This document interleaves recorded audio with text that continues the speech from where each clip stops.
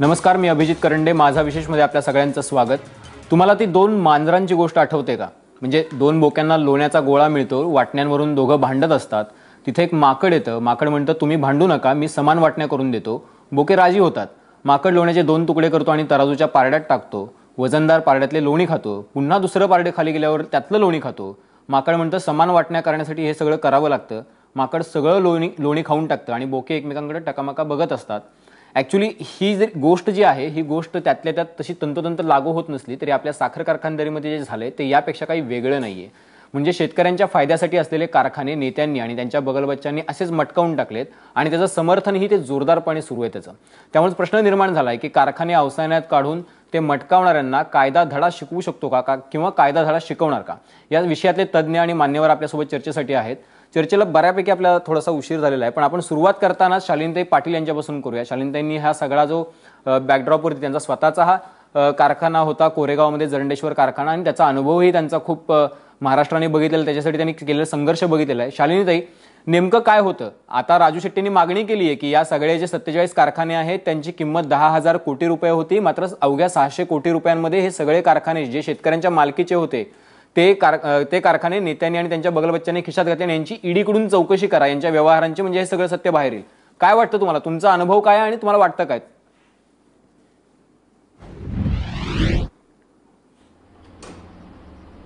माझा कारखाना एकूण किंमत 300 कोटी रुपये आहे. जमीनच माझी 250 एकर आहे आणि इमारती, गोडाऊन्स, पाण्याच्या योजना, अशा एकूण किंमत 300 कोटी रुपये आहे. तो कारखाना 65 कोटी रुपयाला अजितदादा पवारांनी विकत घेतला. विकत घेतला म्हणण्यापेक्षा हडप केला. ते बँकेचे महाराष्ट्र राज्य सहकारी बँक त्यांच्या ताब्यात होती आणि ती आमची मुख्य बँक होती. त्यांनी लिलाव मांडला आणि लिलाव करताना फायनल पाकिट उघडताना लिलाव ची मागणी करणाऱ्या लोकांना बोलवलं नाही. फक्त बँकेचं बोर्ड ऑफ डायरेक्टर उपस्थित होतं आणि त्यांनी आपल्याला सोयीचे असतील त्याप्रमाणे आकडे भरून घेतले. 300 कोटीचा कारखाना 65 कोटी रुपयाला अजितराव पवारांनी विकत घेतला. पण ताई, मी तुम्हाला थोडंसं मध्ये थांबवतो. मला फक्त तुम्हाला विचारायचं असं होतं की कारखान्यावरती कर्ज किती होतं? म्हणजे 300 कोटीचा कारखान्याची किंमत तो अवघ्या 65 कोटी रुपयामध्ये विकला गेला. कर्ज किती होतं कारखान्यावरती?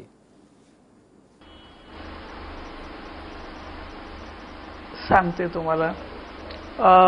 कारखान्याला एकूण 23 कोटी रुपये कारखान्यानं कर्ज काढलं होतं महाराष्ट्र राज्य सहकारी बँकेच्या नेतृत्वाखाली, आणि त्याच्यातलं 23 कोटीपैकी 16 कोटी रुपये कर्ज फेडलेलं होतं. आता एवढ्याशा थोड्या 5-7 कोटी रुपयाचं कर्ज राहिलेलं होतं आणि ते 5-7 एवढ्याशा पैशासाठी त्यांनी लिलाव मांडला आणि ते कवडी किमतीला तो कारखाना विकला. कारखाना फार सरस होता महाराष्ट्रातला आणि जेव्हा त्याचा लिलाव करून कारखाना त्यांनी घेतला तेव्हा कारखान्याचं गाळप सीझन सुरू होतं. एप्रिल 2010 मध्ये त्यांनी ताब्यात घेतला. त्यावेळेला गाळप सीझन सुरू होतं, परंतु त्यांनी ते घेतलं आणि तसाच कारखाना बंद केला. वास्तविक कारखाना बंद झाल्यावर, सीझन बंद झाल्यावर सगळी मशिनरी साफ करून मग कारखान्याचं कामकाज बंद करायचं असतं, परंतु ती मशिनरी त्यांनी साफ केली नाही. तसाच कारखाना बंद केला आणि मग आमचं दरवर्षी चांगलं क्लिनिंग न झाल्यामुळं दरवर्षी आमचं कोट्यावधी रुपयाचं नुकसान होऊन मशिनरी जास्त प्रमाणामध्ये दिसते आहे. आमची मशिनरी नवी कोरी वालचंदनगर इंडस्ट्रीची आहे आणि ती मशिनरी दरवर्षी नीट क्लिनिंग न केल्यामुळे आमचं मोठ्या प्रमाणामध्ये नुकसान झालं. अतिशय महत्वाचा मुद्दा. अवघ्या म्हणजे 4 ते 5 कोटी रुपयांसाठी हा 300 कोटीचा कारखाना जो आहे, जरंडेश्वर साखर कारखाना कोरेगावचा, अतिशय ज्वलंत आणि जिवंत उदाहरण, ज्याच्यासाठी प्रचंड संघर्ष केला खरं तर शालिनीताई पाटील यांनी. आपल्यासोबत हर्षवर्धन पाटील सर आहेत. हर्षवर्धन पाटील सर, तुम्ही बघितलं की 5 ते 7 कोटीच्या साठी हा कारखाना अवसानात निघाला. अर्थात ही तुमच्याच काळातली गोष्ट आहे. त्याला तुम्ही सत्तेत होतात. हे असं काय होतं की शेतकऱ्यांनी स्वतःचे पैसे दिलेले कारखाने, शेतकऱ्यांनी स्वतःच्या पोटाला चिमटा काढून त्यात पैसे भरले असतात, शेअर्स खरेदी केलेले असतात, अगदी कवडी मोल भावानं आपल्या भागात कारखाना उभा राहतोय म्हणून जमिनी दिलेल्या असतात, स्वतःच्या पिकाऊ जमिनी दिलेल्या असतात, कसदार जमिनी दिलेल्या असतात, आणि तरी असे कारखाने अवसानात निघतात, काढले जातात आणि ते ठरवून परत विकत घेतले जातात. हे रॅकेट नेमकं काम कसं करतं सरकार असताना?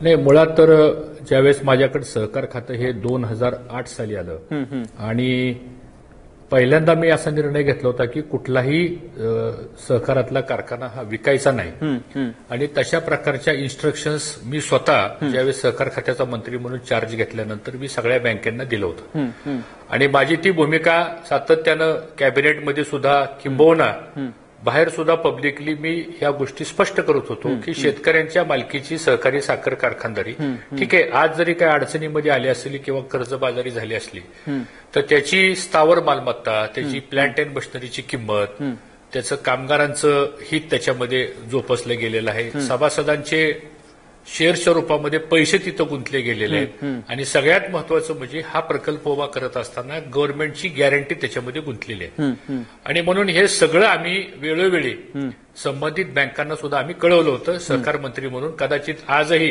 राजू शेट्टी साहेब इथं आहेत, ते मंत्रालयामध्ये त्या फाईल्स बघू शकतात. तशा प्रकारच्या स्पष्ट ऑर्डर्स राज्याचा सहकार मंत्री म्हणून मी केलेला आहे. पण मला तुम्हाला थोडंसं थांबवतो पाटील सर, तुम्हाला थोडंसं थांबवतो. तुम्ही म्हणताय की हे सगळं तुम्ही केलेलं होतं आणि ह्याचा लिलाव होऊ नये, हे कारखाने अवसानात निघू नयेत, हे खासगी मालकांच्या ताब्यात जाऊन यासाठी तुम्ही प्रयत्न केले होते. राज्य शिखर बँकांनी याच्याबद्दलचे निर्णय घेतले होते. राज्य शिखर बँकांवरती गेल्या अनेक वर्षांपासून राष्ट्रवादीचं वर्चस्व होतं आणि त्याच्यामुळेच हे सगळं घडलं.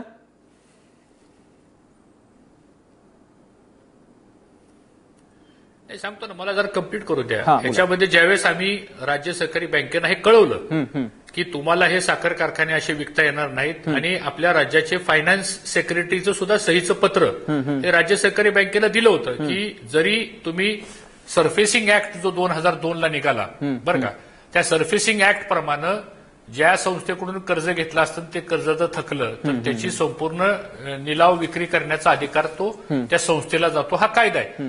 तरी परंतु हे विकत असताना एक पत्र आम्ही पाठवलं होतं वित्त विभागाच्या वतीनं सगळ्या बँकांना, म्हणजे एमएससी बँकच काय पण राज्यातल्या सगळ्या बँकांना पत्र पाठवलं होतं की ह्या विक्री व्यवहार करत असताना फायनान्स डिपार्टमेंटचा एक अधिकारी त्या कमिटीमध्ये असला पाहिजे.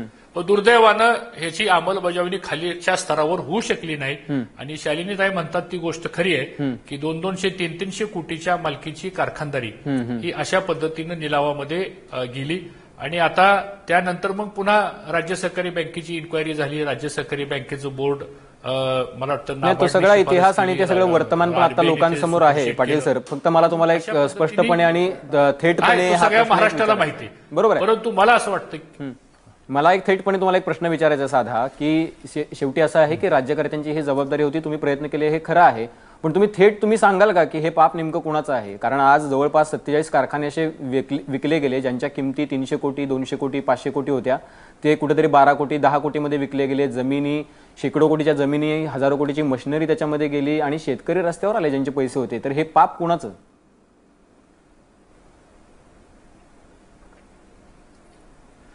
नाही, जे कोणी बँका चालवत होते मला असं वाटतं ही त्यांची चूक आहे आणि खरं म्हणजे ह्या शेतकऱ्यांच्या मालकीच्या संस्था. आता एक उदाहरण सांगतो, थेऊर कारखाना सुद्धा अशाच पद्धतीने विक्रीच्या मार्गाला लागला होता. आता आज परत राज्य सहकारी बँकेची पेपरला नोटीस आलेली आहे आणि मला वाटतं की ज्यांच्या ताब्यामध्ये ह्या बँका होत्या, जे कोणी ते बँकेचे संचालक होते, जे कोणी पदाधिकारी होते, खरं म्हणजे त्यांचं काम होतं की अशा पद्धतीने एखाद्या, आणि शेवटी असं आहे बँकेचं जरी कर्ज असलं तर बँकेने कर्ज राज्य सरकारच्या हमीवर दिलेलं होतं. त्यामुळे आजही राज्य सरकारची 4000 कोटीची थकीत हमी ही या राज्यातल्या सहकारी साखर कारखान्याची आजही आहे.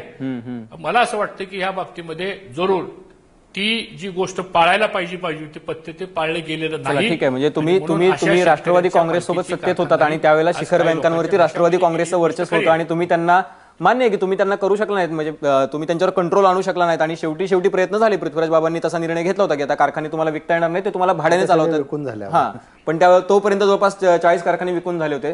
राजू शेट्टी आपल्यासोबत आहेत. राजू शेट्टीची तुम्ही सगळी चर्चा ऐकलीत. आता काँग्रेसने मान्य केले की जे बँका चालवत होते त्यांचा हा निर्णय होता, पण आता तुम्ही ईडीच्या चौकशीची मागणी करताय. तुम्हाला वाटतं की हे सगळं आता एवढे कारखाने विकले गेल्यानंतर, एवढ्या करोडो 10,000 कोटीची मालमत्ता काही 10-20 लोकांनी हातात घेतल्यानंतर, बळकावल्यानंतर आता ह्या ईडीच्या चौकशीतून सगळं साफपणे बाहेर येईल? त्याचं कारण असं की तुम्ही ज्या मित्रपक्षासोबत आहात, भाजपसोबत, शिवसेनेसोबत सत्तेमध्ये आहात, त्यांचेही नेते याच्यामध्ये आहेत. तुम्हाला वाटतं का की याच्यातून काही फायदा होईल?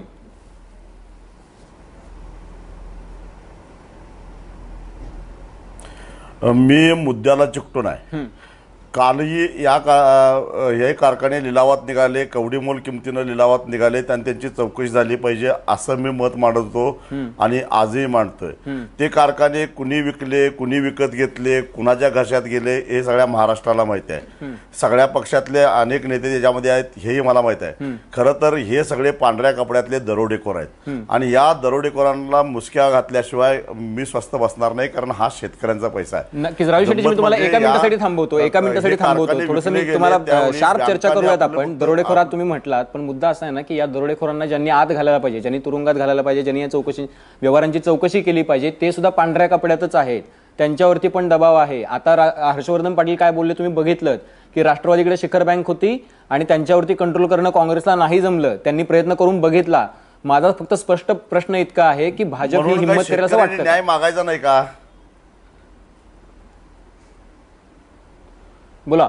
नाही, ते करावंच लागेल त्यांना. नाही केलं तर त्यांनी नागपूर अधिवेशनावर बैलगाडी भरून पुरावे, भ्रष्टाचाराचे पुरावे घेऊन त्यांनी मोर्चा काढलेला होता आणि त्या प्रश्नाचं उत्तर त्यांना द्यावं लागेल. आणि मी स्वस्थ नाही बसणार. मी ईडीकडे जाईन, मी आरबीआय कडे जाईन, मी अनेक ठिकाणी जाईन, इन्कम टॅक्स खात्याकडे जाईन. कारण प्रश्न एवढाच नाही की हे कारखाने विकत घेणाऱ्या ज्या खाजगी कंपन्या आहेत त्यांनी भाग भांडवल कुठनं आणलं, कारण हा सगळा पैसा काळा पैसा आहे, हे मनी लॉन्ड्रिंग आहे. ज्यांनी या खाजगी कंपन्यांचे शेअर खरेदी केले, त्यांचे शेअर खरेदी करण्याची ऐपत होती का, ही सगळी झाली पाहिजे, चर्चा झाली पाहिजे, ह्याची चौकशी झाली पाहिजे. आणि जर सरकार करणार नसेल तर मी कोर्टात जाईन. चला, अतिशय महत्वाचं आहे की तुम्ही कोर्टात जाऊन मी गप्प बसणार नाही. या दरोडेखोरांचा जोपर्यंत शासन, कारण आमच्या शेतकऱ्यांचे पैसे आहेत, आम्ही आमचे दागदागिने घाण टाकून कारखान्याचे शेअर्स खरेदी केलेले होते. इथं कामगारांचे पैसे बुडालेले आहेत, इथं ऊस तोडणी मजुरांचे पैसे बुडालेले आहेत, इथं वाहतूकदारांचे पैसे बुडालेले आहेत, शेअर्सचे पैसे बुडालेले आहेत, ऊसाचा पैसा बुडालेला आहे. आणि बँकांनी फक्त आपली सुरक्षितता बघितली आणि ती करत असताना सुद्धा यात बँकेचे अधिकारी सुद्धा आहेत. या सगळ्यांची चौकशी झाली पाहिजे. आणि हा पैसा गेला कुठला? आणि गंमत बघा, याच काळामध्ये महाराष्ट्रामध्ये जे खाजगी साखर कारखाने उभे राहिलेले आहेत की ज्याचा जे लिलावात घेतलेले नाहीत परंतु नव्यानं उभा केलेले आहेत, त्या कारखान्यांचं मूल्यांकन सुद्धा जवळपास 20-25 हजार कोटी रुपयाचं होत आहे. म्हणजे एका बाजूला 25-30 हजार कोटीची शेतकऱ्यांची मालमत्ता बुडवली जाते. ज्यांना सहकारी साखर कारखाने चालवता आले नाहीत त्यांचेच खाजगी कारखाने मात्र नफ्यात चालतात. हे काय गावडबांगाला, हे महाराष्ट्राला कळालंच पाहिजे. राजू शेट्टीजी, मी तुम्हाला एक छोटासा प्रश्न विचारतो, अगदी शॉर्टमध्ये मला उत्तर अपेक्षित आहे. खरं तर आपल्याला खूप पाहुणे आहेत त्याच्यामुळे मी तुमच्यावर थोडासा वेळेचं बंधन घालतोय की तुम्ही भेट घेतलीत का कृषी मंत्र्यांची किंवा अर्थमंत्र्यांची भेट घेतलीत का, किंवा तुम्ही ज्याला ईडीकडे तुम्ही आता अप्रोच झाला, तुम्हाला काय उत्तर मिळाले? कारण महाराष्ट्राला खरं तर ऐकायला आवडेल की तुम्ही अप्रोच झाला, तुम्ही चांगल्या स्वतः मुख्यमंत्र्यांना भेटून हे पत्र दिलेलं आहे, सहकार मंत्र्यांना भेटून हे पत्र दिलेलं आहे. मी ईडीच्या संचालकांना दिल्लीत जाऊन भेटलेलो आहे, त्याचबरोबर अर्थमंत्र्यांना आणि पंतप्रधानांना सुद्धा भेटणार आहे. मी ज्यांना भेटणं शक्य आहे ते सगळ्यांच्या दारात जाणार आहे, परंतु ही चौकशी झाल्याशिवाय मी स्वस्थ बसणार नाही. नक्कीच, अतिशय महत्वाचा मुद्दा आहे, ही चौकशी झाल्याशिवाय स्वस्थ बसणार नाही असं म्हणतात. मी अतुल कुलकर्णी सर तुमच्याकडे येतो एका मिनिटात. मला आता जायचं खरं तर डोणगावकरांकडे, जे याचिका करतात, कृष्णा डोणगावकर याचिका करते आहेत. डोणगावकर सर, तुम्ही हे सगळं प्रकरण कोर्टाच्या म्हणजे अँगलनी सगळं हँडल करताय, तुम्ही कोर्टात गेलेलात याच्यावरती, सध्याची स्थिती काय आहे एकूण?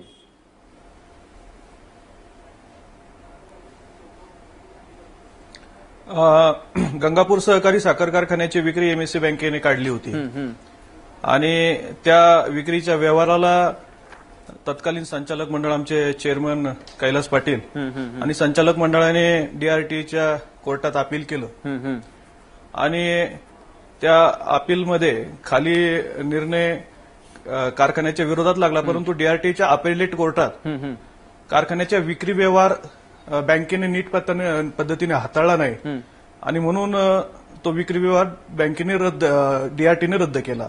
आज तो रद्द करत असताना जवळपास 9 कोटी रुपये भरण्याचे आदेश डीआरटी कोर्टाने सहकारी साखर कारखान्याच्या संचालक मंडळाला दिला आणि ते 9 कोटी रुपये आमदार प्रशांत बंब आणि सगळ्या सहकार्यांनी तालुक्यातल्या मिळून ते डीआरटीच्या आदेशानुसार ते भरले देखील आणि आज त्या निर्णयाला जवळपास 3 ते 4 वर्ष झाले.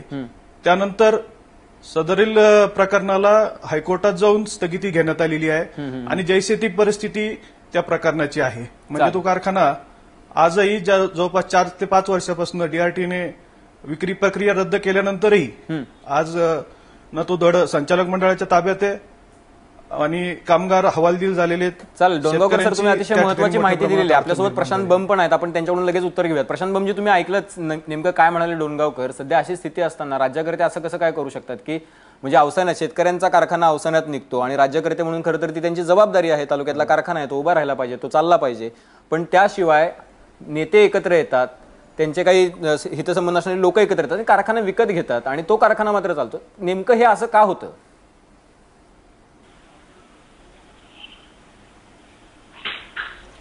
सर्वप्रथम एक गोष्ट आपण करेक्ट करा की याच्यामध्ये याचिकाकर्ता मी आहे. याच्यामध्ये आज कारखान्याचा जो स्टेटस आहे म्हणजे मागच्या वेळेस आता जे कोर्टात किंवा ईडीत वगैरे जाण्याच्या गोष्टी आहेत बरोबर आहे, ते एकदम प्रॉपर चालू आहे. पण तुम्ही कारखाना गंगापूर सहकारी साखर कारखाना विक्री झाल्याबरोबर त्वरित कोर्टात गेलेलो आहे आणि डीआरटी मध्ये मॅटर जेव्हा कारखाना हरला होता अशा वेळेला डीआरएटी मध्ये त्याला चॅलेंज केलं. सर्व मुद्दे जितके आता राजू शेट्टी साहेबांनी सांगितले ते कोर्टासमोर मांडले, कोर्टाने ते ऍक्सेप्ट केलं आणि आमचा सेल रद्द करून हा कारखाना पुन्हा शेतकऱ्यांच्या मालकाचा व्हावा हे पूर्ण माननीय डीआरएटी कोर्टाने दिलं. नॅचरली समोरवाले जे आहेत राजाराम फूड आहे त्याच्यामध्ये जयंत पाटील साहेबांनी तो कारखाना विकत घेतला होता.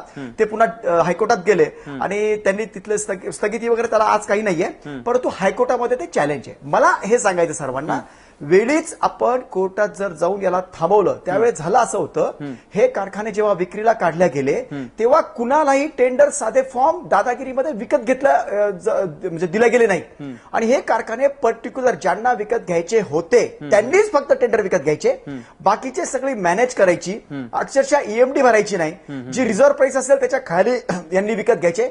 आणि म्हणजे हे कारखाने अवसानात निघाले कसे, तुम्हाला एक बल्ब विकत घ्यायचा असेल त्याला 3,000 रुपये, त्यावेळेस 3,000 रुपयाचे बल्ब यांनी दाखवले. मस्टर यांनी प्लांट खरेदी याची करोडो रुपयामध्ये मेंटेनन्स दाखवलं आणि असं केल्यानंतर शुगर फॅक्टरीचे सर्व जितके पॅकेजेस म्हणजे खरं जर बघितलं ना, मी तुम्हाला दाव्याने सांगू शकतो की जसं आता आपण काही म्हणतात, आता तुम्ही ते टोळे दरोडेकर वगैरे ह्याच्या गोष्टी आपण बोलतो, ह्या सगळ्यांचा म्होरका महाराष्ट्रामध्ये एक वेगळाच व्यक्ती आहे ऍक्च्युअल मध्ये या सगळ्या गोष्टी करता.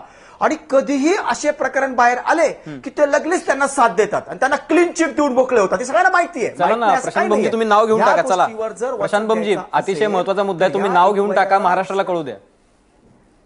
काय तुम्ही नाव घेऊन टाका, कोण याला पाठिंबा देते कळू द्या. माझी पूर्ण चौकशी चालू आहे. मी एक नाव नाही, सगळे नाव नाही. ऐका ना, मी तुमच्या चॅनलवर बोलत आहे, मी सगळी चौकशी करतोय, नाव बरोबर मी हुडकतोय सगळं. आणि मला आज तुम्हाला सर्वांना माहितीये या सगळ्यांच्या मागे कोण आहे म्हणून. आणि तुम्ही सिंपल बघा ना, तुम्ही बघा नाव आणि कुणाचं काय करण्यापेक्षा साखराचे पॅकेज कोणाला देतो आपण, कारखान्याचे पॅकेज कोणाला देतो, जो कारखाना चांगला चालवतो. अगोदर भ्रष्टाचाराने सगळे कारखाने पूर्ण एकदम खाली करून टाकायचे, ठकाना करायचा त्याचा, आणि नंतर पॅकेज देऊन पुन्हा करप्शन, आणि हे सगळं बँकेला दाखवून. तुम्ही बघा, तुम्ही प्रत्यक्ष बघा कोणते कारखाने विक्री केले, ज्यांना हे विकत घ्यायचे होते तेच हे अवसानात काढले गेले. बाकीच्यांची सुद्धा बाकी होती ते नाही काढले यांनी, जे घ्यायचे होते ते काढले आणि ते अगदी कवडी मुलाने विकत घेऊन त्याच्यामध्ये जसं आता राजू शेट्टी, मी सगळ्या गोष्टी आता तुमचे बरेच जण बोलणारे आहेत, सगळी गोष्ट आपण इथं विस्तृतपणे बोलू शकत नाही. पण एक गोष्ट नक्की आहे, सरकारने याच्यामध्ये चौकशा सुरू केलेल्या आहेत. याच्यामध्ये नक्कीच मोठी व्यक्ती जितक्या यांनी कारखाने विकत घेतलेल्या, जे नातेवाईकांसह ज्यांच्या नावावर घेतले, यांना त्याची शिक्षा भोगावी लागेल. पण शेतकऱ्यांचा याच्यामुळे बराच ऱ्हास झालेला आहे, बऱ्याच शेतकऱ्यांच्या आत्महत्या यामुळे झालेल्या आहेत आणि याला कुठे थांबावं म्हणून त्या स्वतःने आता हे कारखाने सरेंडर करून दिले पाहिजे. थोडी जरी मनाची काही असेल ना, यांनी स्वतःहून ते कारखाने पुन्हा शेतकऱ्याला सरेंडर केले पाहिजे. इतकं यांनी फक्त सौजन्य दाखवावं ही माझी विनंती. चला ठीक आहे, म्हणजे मला अतुल कुलकर्णी सर तुमच्याकडे यायचं, पण मी खरं तर ब्रेक नंतर येणार आहे, तुमच्याकडे चांगलं उदाहरण पण आहे त्यासाठी. तर मुद्दा असा आहे की सरेंडर करावे असं म्हणतात, ज्यांनी शेतकरी म्हणजे टाचा घासून मरत असताना ज्यांनी कारखाने विकत घेतले ते त्यांच्याकडून जर आपण अशी अपेक्षा धरतोय की त्यांनी कारखाने सरेंडर करावेत, खरं तर थोडं हास्यास्पद आहे. पण ठीक आहे, म्हणजे महाराष्ट्रात अजूनही तुमचा इतका आशावाद जागृत आहे याच्याबद्दल मला खूप विशेष वाटतं. पण मुद्दा असा आहे की वैकुंठभाई मेहता असतील, विठ्ठलराव विखे असतील किंवा गंगाधरराव गाडगीळ असतील, ज्यांनी हा सहकार सगळा उभा केला, विना सहकार नाही उद्धार म्हणून त्यांनी जी हाक दिली. 1951 साली खरं तर सहकाराची पाळंमुळं आपल्या महाराष्ट्रात रुजली आणि 2014 म्हणजे 50-60 वर्षात अगदी त्याला घरघर लागले आणि तो मोडकळीस आला. हे अतिशय दुर्दैवाची बाब आहे. आपण ब्रेकनंतर याच्यावर चर्चा करणार आहोत की खरंच हे अवसायात गेलेले कारखाने जे आहेत, जे शेतकऱ्यांच्या मालकीचे कारखाने होते, ते कधीतरी परत शेतकऱ्यांच्या मालकीचे होतील का? तुम्ही पाहत राहा एबीपी माझा.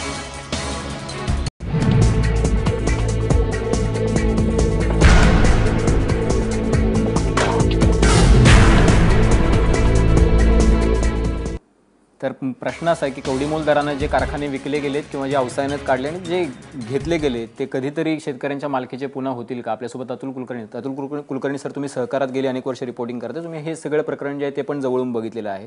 याच्यात काही शक्यता वाटते का तुम्हाला की हे कधीतरी शेतकऱ्यांच्या मालकीचे कारखाने होऊ शकतील परत? ज्या पद्धतीने ही सगळी विक्री झाली आहे त्या पद्धतीने पाहिलं तर हे कदापि शक्य नाही. मुळात ज्या महाराष्ट्रात, जसं मगाशी तुम्ही सांगितलं की या महाराष्ट्रात सहकार चळवळ रुजली आणि वाढली, त्याच महाराष्ट्रात ह्या सरकार चळवळीचा ऱ्हास सुरू झालेला आहे. एक अतिशय उत्तम उदाहरण मी या ठिकाणी देतो. सुप्रीम कोर्टात अजूनही त्याची केस चालू आहे. बार्शीचा एक संतनात सहकारी साखर कारखाना, त्या कारखान्याची जमीन होती 283 एकर, म्हणजे आहे अजूनही. त्या कारखान्यावर बँकेचं कर्ज होतं 9.97 कोटी आणि व्याज वगैरे वाढून ते कर्ज झालं 30 कोटीच्या घरात. बँकेने तो कारखाना विकायला काढला आणि एक दत्त इंडिया प्रायव्हेट लिमिटेड नावाची एक खाजगी कंपनी आली.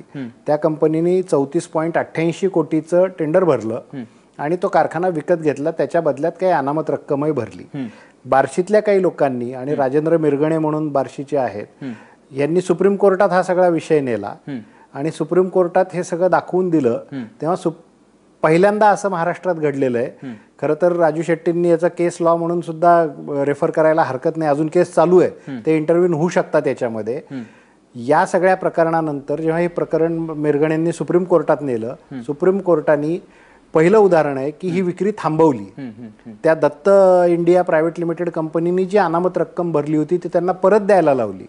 नव्याने यांनी भूमिका मिरगणेंनी मांडली की कारखान्याची 283 एकर जमीन विकायची गरज नाही, जेवढी कर्ज आहे तेवढी जमीन विकून आम्ही हे देणं भागवू शकतो आणि कारखाना उभा करू शकतो. 283 एकर पैकी 150 एकर जमीन विक्रीला काढली राज्य सहकारी बँकेनी. नंतर देवेंद्र फडणवीसांनी जेव्हा दबाव टाकला त्या बँकेवर सुद्धा, तेव्हा 150 एकर जमीन विकून त्यातली, म्हणजे 150 एकर जमीन विकायला काढली, त्याच्यातली फक्त 67 एकर जमीन विकली गेली आहे आणि बँकेला 15 कोटी रुपये मिळालेत. आणि 5 कोटी रुपये एकाने अनामत भरली होती, तो निघून गेला म्हणून ते फोरफिट केले. असे 20 कोटी आज बँकेला मिळालेत.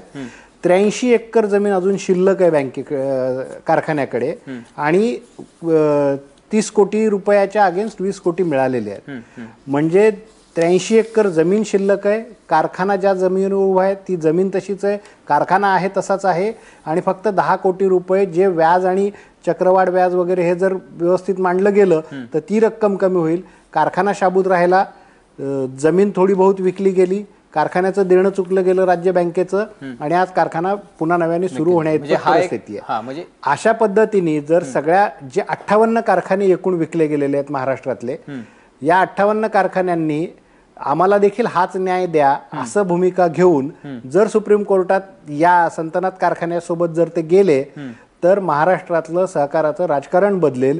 एवढी मोठी ताकद या एका केसमध्ये. नक्कीच. आपल्यासोबत लातूरहून आहेत माणिकराव जाधव आहेत, ते पण याचिका करतात. आपण त्यांना पण विचारूयात की ही केस लॉ जी आहे आता जी अतुल कुलकर्णी सरांनी सांगितली, या केसच्या आधारावरती जर तुम्ही पुढे गेलात तर मोठा फायदा होऊ शकतो. जाधव सर, अभिजितजी जरा विषय समजून घ्या.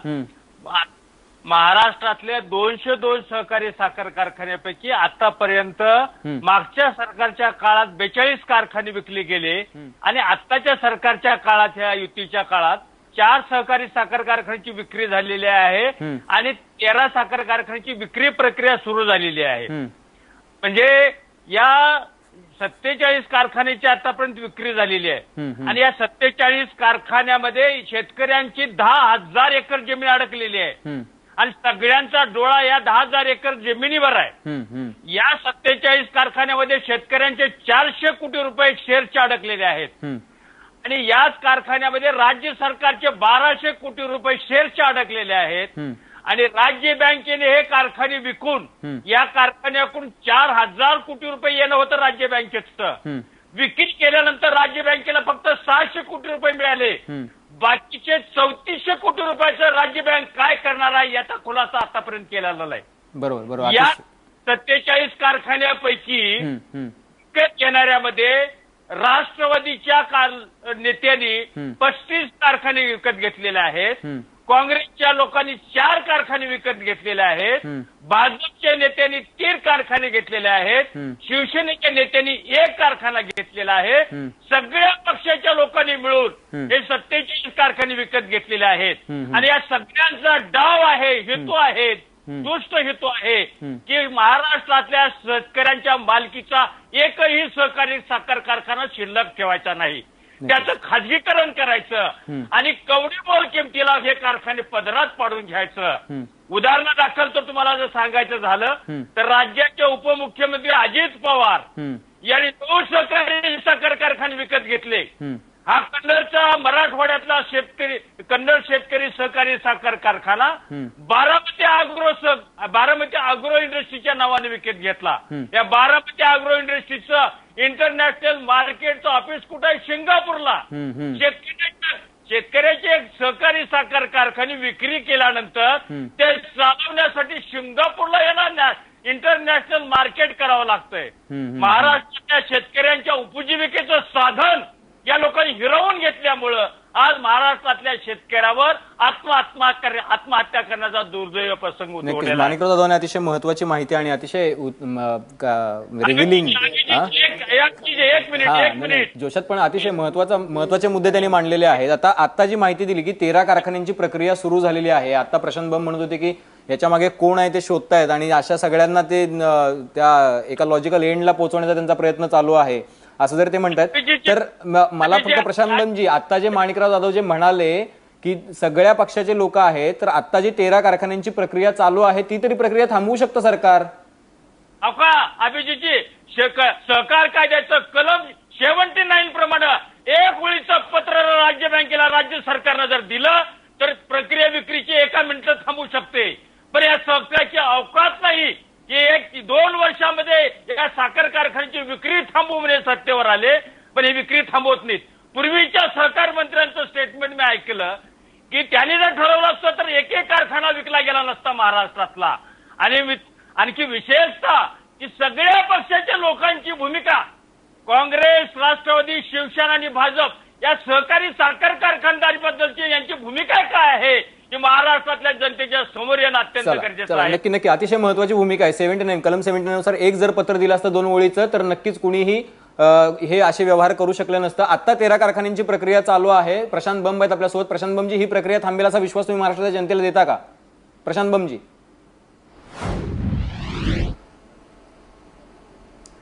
बघा, कारखाने विक्रीला निघाले ते कशा पद्धतीने हा महत्वाचा भाग आहे. अगोदरचे कारखाने विक्रीला निघाले बघा, याच्या अगोदर या 2-3 वर्षात, 5 वर्षात, 7 वर्षाचे कारखाने विक्रीला निघाले. त्याच्या अगोदर निघाले नव्हते का? त्याच्या अगोदरही निघाले होते.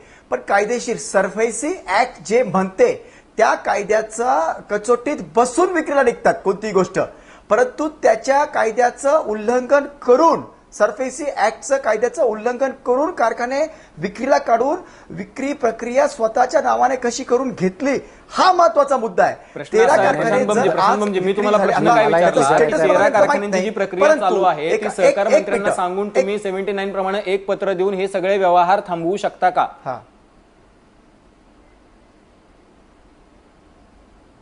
बघा, फक्त 2 लाईनचा विषय असेल तर ताबडतोब मी ताबडतोब उद्याच्या उद्या पत्र देईल.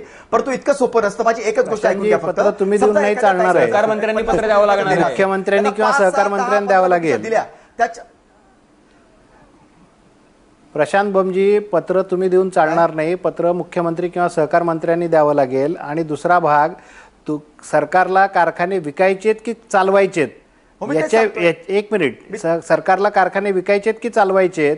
कारखाने चालवायचे असतील तर थोडी बहुत जमीन विकून कारखान्याचं देणं वसूल करता येतं, बँकेचं देणं वसूल करता येतं आणि कारखानाही चालू राहू शकतो. ही भूमिका घ्यायची की कारखाना विकून जमीन विकून मोकळं करायचं, डोकं दुखायला लागलं तर डोकं कापून टाका, असा प्रकार झाला हा. प्रशांत बमजी, एकदम बरोबर. नाही, एकदम बरोबर. तुम्ही एक गोष्ट समजून घ्या, सरफेसी ऍक्टवर जेव्हा कारखाने विक्रीला निघतात तेव्हा त्या म्हणजे कारखान्याने हे सांगायचं त्या ठिकाणी की आम्हाला फक्त आमची 100 एकर जागा जर विकली तर आम्हाला ते होतं ताबडतोब परवानगी मिळते त्याची. त्याला कारखाना विक्री फक्त विषय मागचा जो होता त्यांनी असं होऊ दिलं नाही. शेतकरी आणि कारखानदार तसे तयार होते. आमची सरकार, आता तुम्ही सांगितलं, आत्ताच अतुल भाऊ तुम्ही सांगितलं की सीएम साहेबांनी त्यांच्यावर दबाव आणून तसं करायला भाग पाडलं. तसंच त्या कारखान्याने असं द्यावं की आमची इतकी जमीन विकून आम्ही पैसे भरायला तयार आहोत, एका मिनिटात ती परवानगी भेटते, कुणाच्या पत्राची सुद्धा त्याला गरज नाही. त्यांनीच त्याच्या ऍक्टचं त्याचं पालन केलं पाहिजे. चला चला, ताबडतोब होईल. आमची सरकार त्याला अडवणार नाही. अगोदरच्या सरकारने ते अडवून हेही ऐकलं की मागच्या सरकारने केलेल्या या सगळ्या चुका आहेत आणि त्याच्यामुळे आता ही शेतकऱ्यांवर वेळ आलेली आहे. तुम्ही ही पत्र का दिली नाही त्यावेळेला की हे सगळे व्यवहार थांबवा?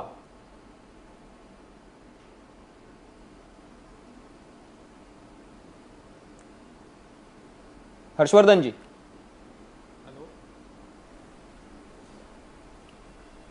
हा, नाही, याच्यामध्ये असं आहे की मुळात पहिल्यांदा आता मला वाटतं की अशा प्रकारची 79च्या डायरेक्शन्स माझ्या सैनी ऑलरेडी मी मागच इश्यू केल्या होत्या, परंतु त्याची अंमलबजावणी झाली नाही. अभिजित, ही गोष्ट खरी आहे. आता मुद्दा असा आहे की तातडीनं पहिल्यांदा किमान हे 13 साखर कारखान्याची विक्रीस काढलेली. आता काल पण एक जाहिरात आली पेपरला 4 कारखान्यांच्या विक्रीच्या संदर्भामधली.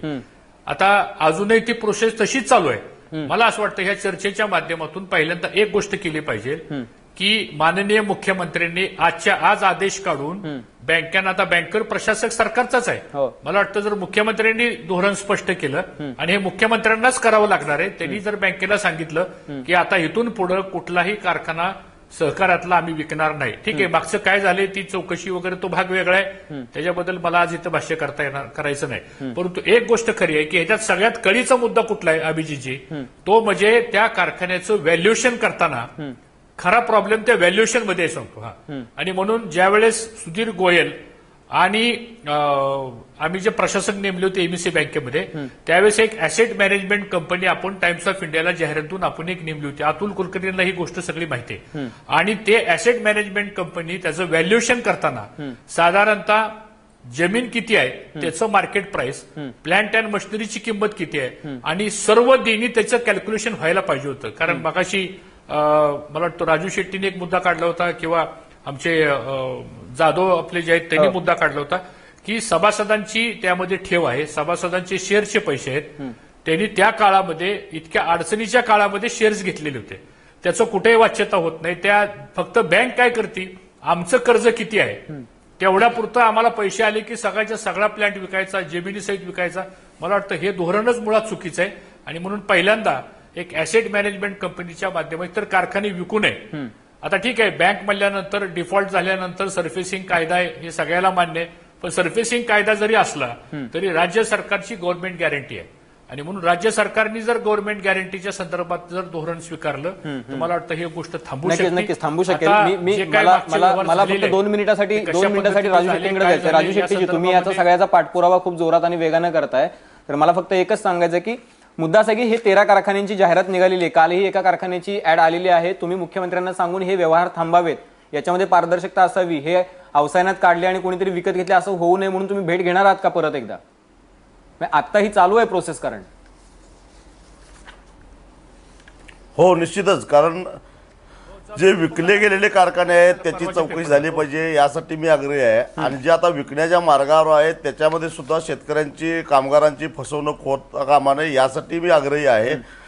असं नाही आहे की विकलेल्या कारखान्यांचीच तेवढी चौकशी होईल, आता कुणी येऊन कारखाने लुटावेत अशा पद्धतीचं माझी भूमिका नाही आहे. आता सध्याच्या काळामध्ये जरी सुद्धा कारखाना कुणी जर फुकटामध्ये घेण्याचा प्रयत्न केला, कवडीमोल किमतीनं घेण्याचा प्रयत्न केला, तरी त्याला आम्ही गप्पा बसणार नाही, त्याला विरोध करणार.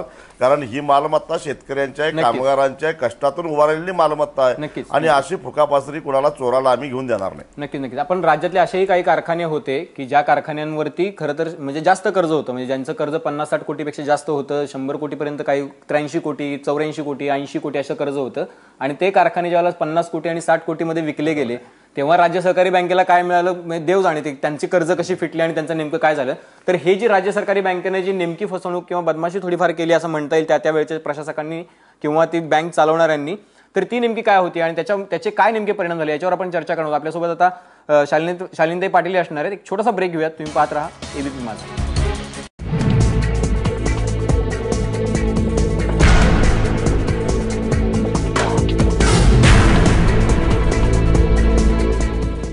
कारखाने खाणाऱ्यांना कायद्यानं धडा शिकवता येईल का या विषयावर चर्चा चालू आहे. खरं तर आता एक चर्चा करताना अशी एक आठवण आठवली की 2006-07 मध्ये खरं तर रिलायन्स कारखानदारीमध्ये येणार किंवा रिलायन्स ऊस गाळपामध्ये येणार आणि कारखाने उभे करणार अशी एक बातमी आहे आणि त्याच्यानंतर शरद पवार साहेबांनी एक वक्तव्य केलं होतं की शेतकऱ्यांचे सहकार मोडीत काढण्याचा हा डाव आहे आणि आम्ही खासगी लोकांना घुसू देणार नाही, आम्ही शेतकऱ्यांचं नुकसान होऊ देणार नाही. आणि त्याच्यानंतर म्हणजे आजपर्यंत जवळपास 58 कारखान्यांची विक्री झालेली आहे. सगळा इतिहास आहे. आपल्यासोबत शालिनीताई पाटील आहेत. शालिनीताई, तुम्ही हे सगळं जवळून बघितलेलं आहे. खरं तर जरंडेश्वरचं उदाहरण पण तुम्ही दिलं.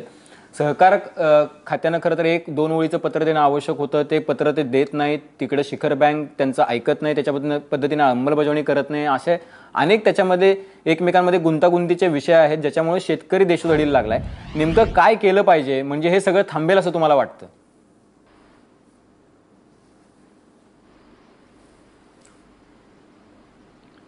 ते जे व्यवहार बेकायदेशीर झालेले आहेत ते रद्द केले पाहिजेत महाराष्ट्र सरकारने आणि त्याच्यातूनच शेतकऱ्यांना न्याय मिळेल असं मला वाटतं.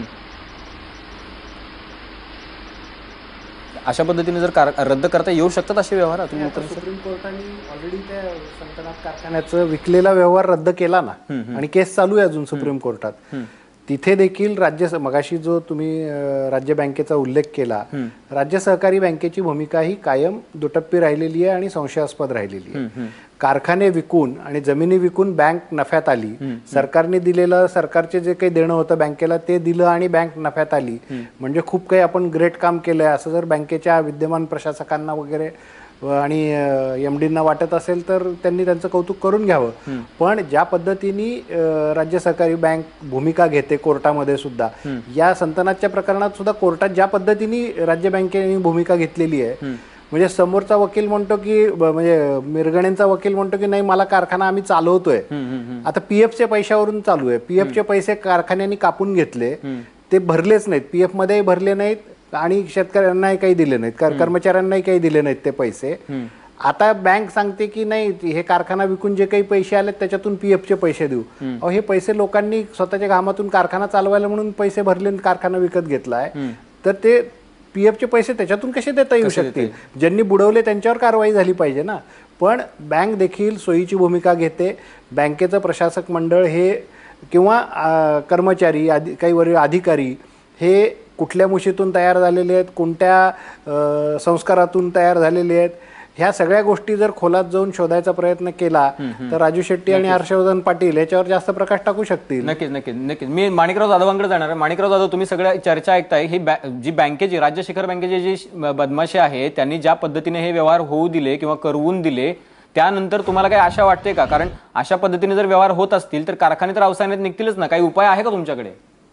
अभिजितजी, सरकार आणि राज्य बँक ह्या दोन वेगळ्या गोष्टी नाही आहेत. या दोघांनी संगनमतानं आतापर्यंत साखर कारखान्याची विक्री ही संगनमतानं झालेली आहे. या विक्रीच्या विरोधात संतनाट कारखाना जेव्हा सुप्रीम कोर्टामध्ये गेला, सुप्रीम कोर्टानं या संतनाट कारखान्याची विक्री रद्द करून एक अथॉरिटी निर्माण केलेली आहे. या अथॉरिटीचा आधार घेऊन सध्याचं सरकार सर्व कारखान्याची विक्री रद्द करू शकतं. विक्रीचा निर्णय कुठल्याही परिस्थितीत रद्द झाला पाहिजे आणि या बंद, आजारी आणि विकलेल्या कारखान्याचं कायमस्वरूपी पुनर्वसन करण्याचा निर्णय मागच्या केंद्र सरकारने घेऊन ठेवलेला आहे. एक पैसा राज्य सरकारला खर्च करण्याची गरज नाही. गॅरंटीचे, एकीकडे गॅरंटीचे पैसे, थकामीचे पैसे मिळावे म्हणून राज्य बँक सुप्रीम कोर्टात जाते आणि दुसरीकडे सुप्रीम कोर्टाचा निकाल लागण्याच्या अगोदर या कारखान्याची विक्री करते. हा बँकेचं दुहेरी धोरण आहे आणि म्हणून हे बँकेच्या विक्रीचा निर्णय हा संपूर्ण कारखान्याबाबत रद्द झाला पाहिजे. या सर्व कारखान्याचं कायमस्वरूपी पुनर्वसन झालं पाहिजे. शेतकऱ्यांचं थकीत ऊस मिळालं पाहिजे. कामगारांचं थकीत वेतन मिळालं पाहिजे. यासाठी आम्ही आता केंद्र आणि राज्य सरकारकडे अपेक्षा न बघता आम्ही डायरेक्ट या सर्व कारखान्याच्या विक्रीच्या विरोधात आणि सगळ्या मागण्याबद्दल एक जनहित याचिका अल्पावधीमध्ये आम्ही हायकोर्टामध्ये दाखल करत आहोत. नक्कीच. राजू शेट्टीजी, तुम्ही आता ऐकलत माणिकराव जाधव काय म्हणाले नेमकं, की हे अशा पद्धतीचे व्यवहार रद्द केले जाऊ शकतात, पण जेव्हा की तुम्हाला साध्या साध्या गोष्टींवरती पण तुमच्या सरकारला माघार घ्यावी लागते. म्हणजे एपीएमसी मध्ये काय झालं बघितलं की आपण जर कॉम्पिटिटिव्ह पद्धतीनं व्यवहार करू म्हटलं तर तिथं होत नाहीये ते. म्हणजे राजकीय विरोधक जे आहेत ते तुम्हाला असे कुठलेही निर्णय घेऊ देत नाहीये तुमच्या सरकारला, भाजप आणि शिवसेनेच्या सरकारला. 2 वर्षात आता परत 13 कारखाने विकले जाणार आहेत. काय लोकांकडून आशा तुम्हाला वाटते का या सगळ्यातून तरी सुद्धा? राजू शेट्टी सर, याच्यामध्ये पूर्वी ज्याने सहकारावर दरोडा टाकला त्यातली काही मंडळी आता सत्ताधारी पक्षामध्ये जाऊन बसलेली आहेत आणि त्यांच्यामुळं अडथळा येत असेल तर आता सरकारने विचार करायचा, सरकारमध्ये असणाऱ्यांनी विचार करायचा आहे की या दरोडेखोरांचं ऐकून जनतेला नाराज करायचं, शेतकऱ्यांना नाराज करायचं की शेतकऱ्यांच्या बाजूनं खंबीरपणानं उभा राहायचं हे सरकारमध्ये असणाऱ्यांनी ठरवायचं आहे. पण आम्ही मात्र खंबीरपणानं सर्वसामान्य शेतकऱ्यांच्या बाजूला आहोत आणि आम्ही हा शेवटपर्यंत लढा लावून धरणार आहोत. सरकारकडून न्याय मिळाला तर ठीक, नाही तर हे सरकार मागच्यासारखंच आहे असं म्हणायला सुद्धा आम्ही कमी पडणार नाही, परंतु आम्ही शेवटपर्यंत शेतकऱ्यांच्या बरोबर राहणार आहोत. नक्कीच. कुठल्याही सरकार आलं तरी सरकारनं मात्र कुठल्याही सरकारनं, म्हणजे राष्ट्रवादी काँग्रेसचं सरकार जे आधी होतं ते आणि शिवसेना भाजपचं आत्ताचं सरकार आहे ते सुद्धा, या सरकारमध्ये सुद्धा म्हणजे जवळपास 35 जणांनी या सरकारनं घेतलेलं आहे की राष्ट्रवादीचे जे नेते आहेत ते आता विद्यमान आमदार म्हणून तिथं भाजपच्या खांद्याला खांदा लावून तिथं काम करतात. ते भाजपचे आमदार म्हणून ते इथं टीव्हीवर येऊन भाजपच्या भूमिका पण मांडतात की जे कालपर्यंत राष्ट्रवादीत होते, ज्यांचे कारखाने होते किंवा आहेत.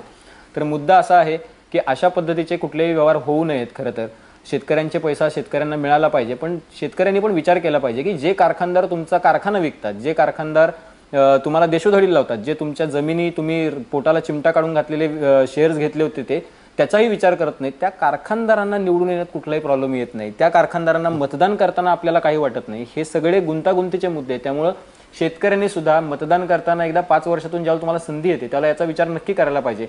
पण जाता जाता हे सगळी अशी चर्चा, आता खरं तर वेळ कमी आहे, आपल्याकडे 7 गेस्ट होते, तर दुष्यंत कुमारांची ती कविता नक्की आठवते की तुम्हारे पाव के नीचे कोई जमीन नहीं, कमाल यह है कि फिर भी तुम्हें यकीन नहीं, मैं बेपनाह अंधेरों को सुबह कैसे कहूँ, मैं इन नज़ारों का अंधा तमाशबीन नहीं, तेरी जुबान है झूठी जमहूरियत की तरह, तू एक जलील सी गाली से बेहतरीन नहीं, तुम्ही से प्यार जताए तुम्ही को खा जाए, अदीब ये तो सियासी है पर कमीन नहीं.